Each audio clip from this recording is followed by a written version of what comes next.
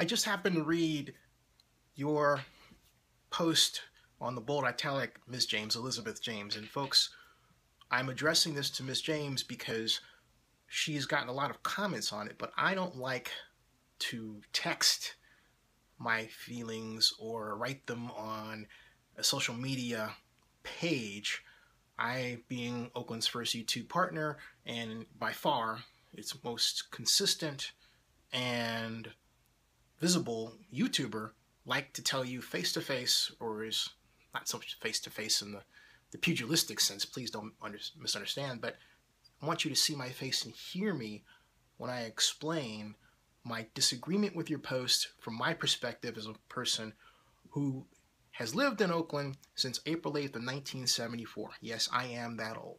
Now, when we moved here from Chicago, and it's because the Oakland schools were much better. Did I want to live in Oakland at the time? No, I didn't want to leave Chicago. I left Chicago because I didn't fit in with my predominantly black neighborhood that I grew up in there. I just didn't. I was into Star Trek. I was tested out as gifted. I was basically considered weird. They called me a Poindexter. All that.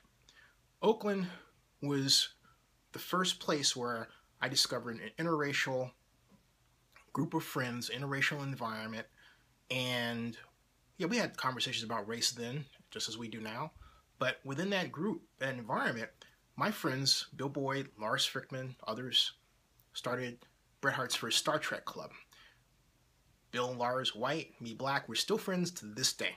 Talked to Lars, I think, 2 days ago or something like that, or it was last week. Anyway, the bottom line is this.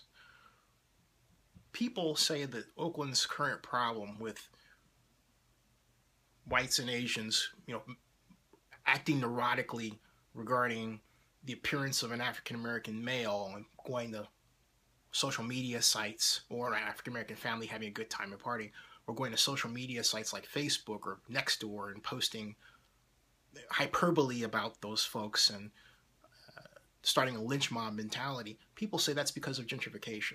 It's not gentrification. Oakland has had many examples, many instances of well-moneyed whites moving in and setting up shop. People forget, because they don't have the history that I do, about the Oakland Hills fire and how many people in the hills were burned out, but they got great insurance policies and were able to rebuild anew. And where they didn't move into the rebuilt homes, those homes served as new homes for people who had previously lived in San Francisco. And they helped serve to populate Rock Ridge with great foodies ready for new experiences, and allowed there to be an income base around which a great list of restaurants has opened up, and some closed over time. Nothing new. Nothing new. But what is new is the influx of the near college age white or Asian person who isn't used to interacting with anyone black, who doesn't have black friends, who settles in Oakland because they think Oakland is cool, but they're also extremely neurotic. Neurotic to the point where it's a mental problem. It's really a mental illness. The kind of person that, when they see you, assumes that something is wrong, overreacts if you say hello to them, that kind of person. And we have never had that before, ever, at all. Someone, I think it was Jessica Lipinski, wrote in Oakland Local that in order to understand Oakland, you have to connect with people. And when we say connect, we don't mean via social media. We mean connect on the street.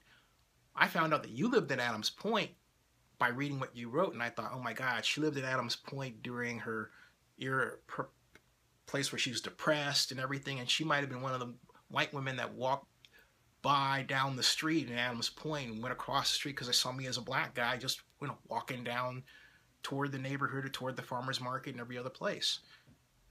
That scares me. A person like you scares me. Okay? It's not one way where maybe I scare you. No, you scare me. Because you're the person that's likely to go out and falsely report or act nervous or make me feel like I'm not welcome in my own neighborhood when I've been there longer than you have. you would look at this and say, well, I'm not like that now. My point is, even though you were there, it wasn't just you. All of this has been allowed to fester because people use social media to connect. That's the real problem. We have allowed the development of a segment of society, a giant one, that is, for all practical purposes, antisocial. And that person has come into Oakland and screwed it up. Screwed it up. Oakland is a town that when I was pitching Oakland to try to get the 2005 Super Bowl here, we lost to Jacksonville. I said Oakland was America's shining city on a hill. Its best example of diversity. That is true, but the Oakland of the past never had an uncomfortable diversity. This is the first time since arguably the 50s that Oakland has had an uncomfortable diversity. Even I have to put an asterisk on it then, because leading into the 60s, the question was, when will the Watts riot trends hit Oakland? It never did, and it led to the penning of a great book called Oakland is Not for Burning.